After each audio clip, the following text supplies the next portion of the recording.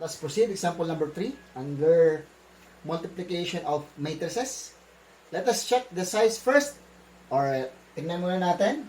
If we have this matrix A and matrix B, find A multiplied by B. So, i-check mo muna kung pwede siyang i-multiply. Paano yung requirements mo? I-check mo muna yung size niya. What is the size of the matrix? This is how many rows? There are 2 rows, meaning this is 2 by ilang columns siya? There are 3 columns. Ito yung left-hand matrix natin. Ito naman, meron kang 3 rows, may isang column naman siya. This is your right-hand matrix. Check mo. Ang requirements, diba? Yung left-hand matrix mo, yung number of columns doon, ilan yung number of columns mo? 3. Dapat equal siya sa number of rows naman nung nasa right-hand matrix mo. Ano yung number of rows mo dito? Diba? 3. So, ibig sabihin, equal yung rows at tapos yung column nung dalawang matrix. Yung number niya. So, kung pwede kang mag-multiply dito. Okay? Okay tayo dun sa qualification ng multiplication of matrices. So, let us proceed now dun sa operation. How will you multiply this 2 by 3 matrix dito sa 3 by 1 matrix? O, same lang yung solution natin kanina. I-multiply mo lang to, itong lahat ng column nito sa lahat ng rows. Ano? Lahat ng rows. So, ang sagot natin dito, yung A multiplied by B is equals to. Yan. O, lahat ng column mo dito, ibig sabihin, multiply mo naman siya sa lahat ng nasa rows niya. Ano? So, ibig sabihin, meron kang 2 times 3. Diba? Plus 5 times 1. Diba? 5 times 1. 1 plus 1 times 2.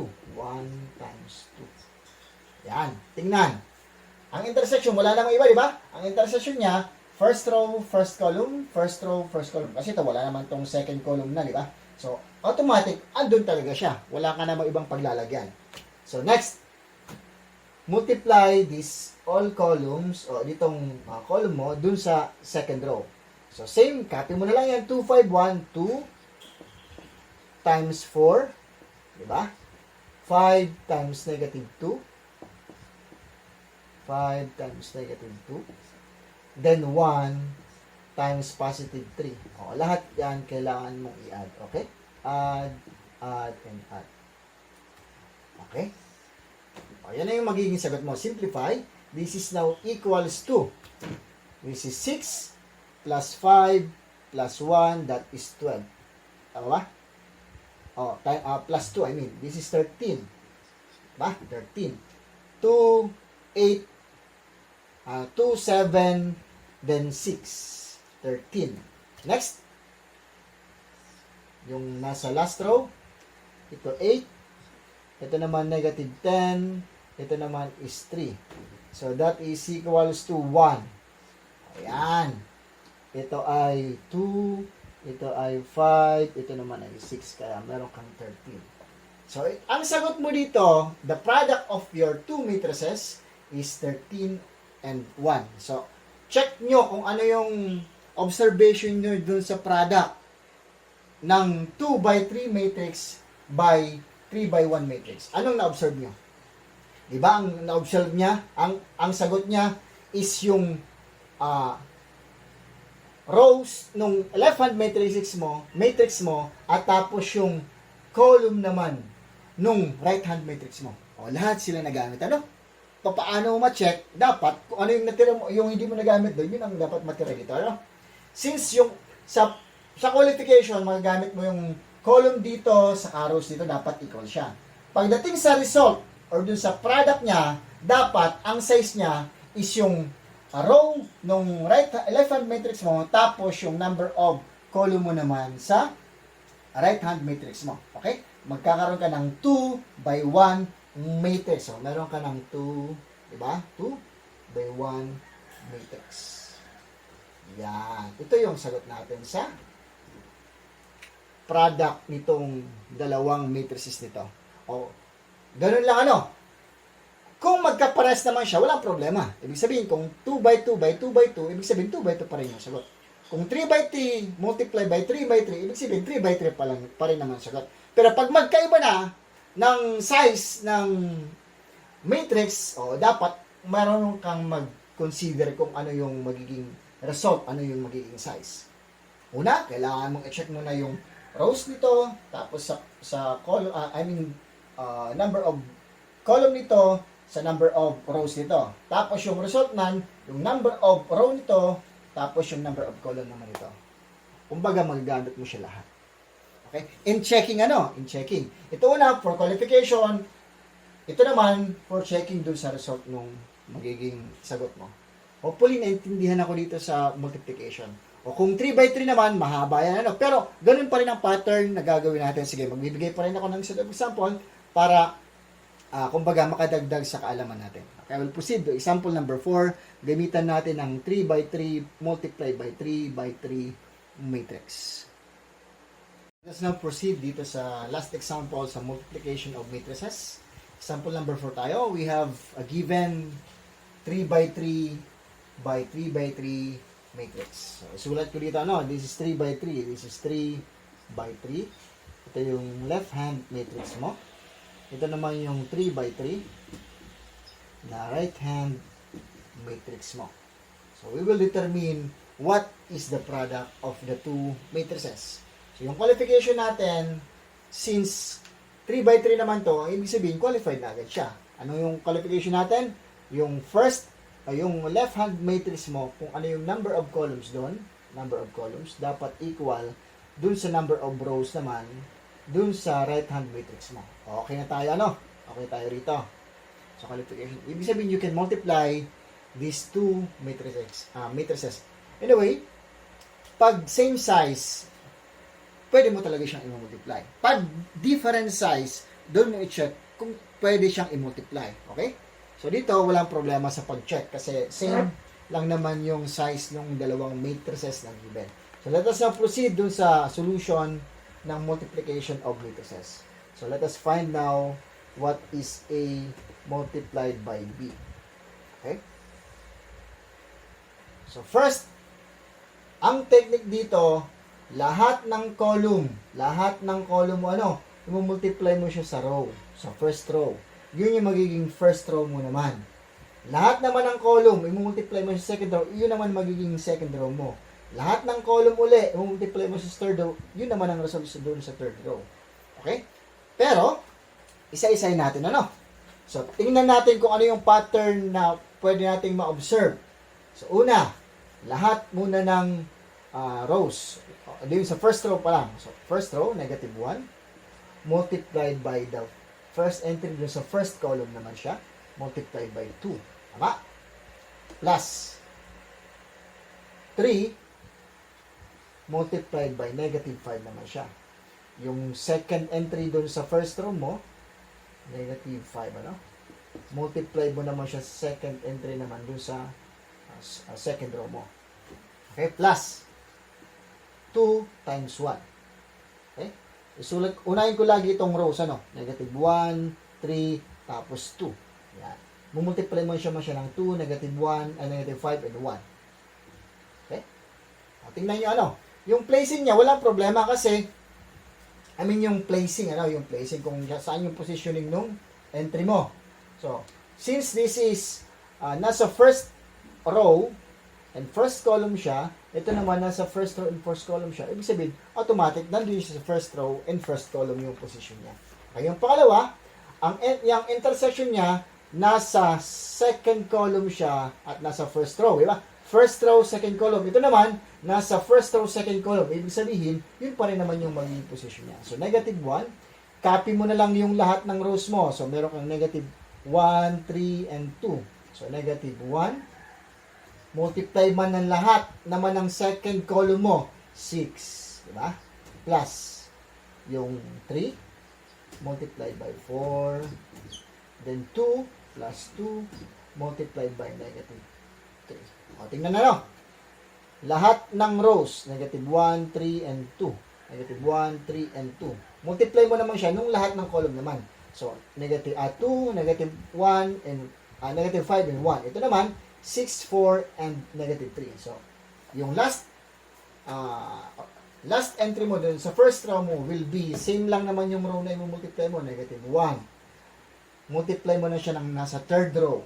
So, 1, tapos 3, diba? 3 multiplied by negative 2, yan, plus 2 multiplied by 2. Okay? Ganun ulit. Ano? O, ibig sabihin, isulat mo na dito naman yung lahat ng nasa second row mo. Then, same multiplier lang. Isulat mo na lahat. Ano? Sulat mo yung second row. O, 5, 0, negative 2. Okay? 5, 0, negative 2. 5, 0, negative 2. Ay, multiply mo yan, same lang naman, ano? Itong first, second, and third column. Ano? Yun pa rin naman ang multiplier mo. Ang nababago lang naman yung row, ano? Yung row. Pero, multiplier mo, same lang. So, ibig sabihin nito, yung multiplier will be the same, 2. Okay? So, ito dito. Negative 5. Masyado na palang malayo. Negative 5. Ito yung negative, ano to? Negative 2. Diba? Then, 1. Okay? 2, negative 5, and 1. Pero ito, nasa second row na to. 5, 0, negative 2. 5, 0, negative 2. 5, 0, negative 2. Ang multiplier mo, the same lang. 6 plus 4 plus negative 3. Okay? Ito na, multiplier mo is 1, negative 2, and 2. Okay? Negative 2, tapos plus to 2. Yan. Next. O, copy mo na uli yung lahat ng rows. Rows. So, 6, 4, 7, 6, 4, and 7, 6, 4, and 7. Okay? Then, same multiplier lang. 2 plus negative 5 plus 1. Ito naman, 6 plus 4, negative 3 yung multiplier. Then ito naman 1 plus negative 2 ang multiplier plus positive 2 ang multiplier. Okay? So hopefully naintindihan yung multiplication of these 3 by 3 matrices. Ulitin ko, column multiplied by first row dito sa first entry. Second column multiplied by first row pa rin dito sa second entry dun sa first row mo. Third column multiplied by first row pa rin dito mo naman entry. O, ulit-ulit lang yan. First column multiplied by the second row, second column multiplied by the second row, third column multiplied by the third row. Second row, I mean. First column multiplied ulit by third row, second column multiplied by the third row, third column multiplied by the third row. Okay? So, simplify this. Ano yung sagot natin dito? A multiplied by B. So, this is now ang magiging result natin dito, o yung pinakasagot natin dito is equals to, simplify natin, negative 2, negative 15, saka 2. That is equals to negative 15, di ba? Cancel na yung to doon. So, negative 15, yung unang entry. Next, negative 6. Ito naman, negative 6. Meron kang negative, tama ba? Negative 12. Plus 12, magiging 0 ka na rito. Yan. Hopefully, nakukuha. Anyway, that is only simple addition and subtraction, yung operation dyan. Ito naman, negative 1 plus negative 6 plus 4. That is equals to negative 3. Diba? This is negative 3. Next. 10, 0, minus 2, that is 8. Okay? 30, ito positive 6, 0 naman to, meron kang 36. Yan. 5 minus 4, that is 1. Okay? And this is 12 minus 20, that is 18. I mean 8 plus 7, that is, ilan ba? Positive ba? O, negative. Negative. This is 12 minus 20, that is negative 8 plus 7, that is negative 1. Okay? Negative 1. Pwede nakasunod lahat. 36 plus 16 minus 21, that is around 31. Okay? 31 yung sagot dyan. Yung last entry, 6 minus 8 plus 14, that is 12. Okay, ito yung sagot natin dito sa example number 4, dito sa multiplication of matrices. Sanayin nyo ito kasi medyo talaga may konting kalituhan lang. Pag nagkamali ka ng gamit o paggamit ng entry ng bawat column tapos ng bawat rows. But the solution itself, it's a matter of plus and minus and multiplication lang naman to. Kumbaga, yung sequencing lang ang medyo nakakalito. But if you already get the pattern, madali na lang yan. Pag marunong ka na ng pattern ng multiplication niya. Kaya kung mapapansin nyo, i-check nyo yung lahat ng nasa first row, yun yung mumultiply mo dito. Ito naman, mumultiply mo lang naman lahat ng column. So, alam nyo na yun, alam nyo na paano yung pag-practice ng pattern nito. But, yung multiplication is, susundin nyo pa rin kung ano yung requirements niya, O, tingnan nyo yung sagot, Ano ba yung result natin dito? Ang result natin dito is, dapat meron kang 3. Diba? Yung row mo dito, tapos yung column mo dito. O, 3 by 3. O, 3 by 3 pa rin naman yung sagot. Diba? So, tama yung sagot natin, which is 3 by 3. Hopefully, naintindihan to. Itong example number 4 dito sa multiplication of matrices. Next topic tayo, division of matrices na tayo. Now, let us now discuss the last part of algebraic operation on matrix. That is the division of matrices. I will just give you a short explanation of this topic, but this topic has a long solutions. Okay? I will just give short explanation kasi yung mga involved na operation dito is natapos na natin. Involved kasi dito yung inverse of a matrix, classical adjoint, determinants, tapos multiplication of a matrix. Okay? So, how to attain the quotient of two matrices? Ito yon. Division of matrices can be accomplished only by multiplying the inverse of the denominator matrix. So, di ba ang denominator dito sa, let's say we have two matrices, A and B, and we will divide A by B.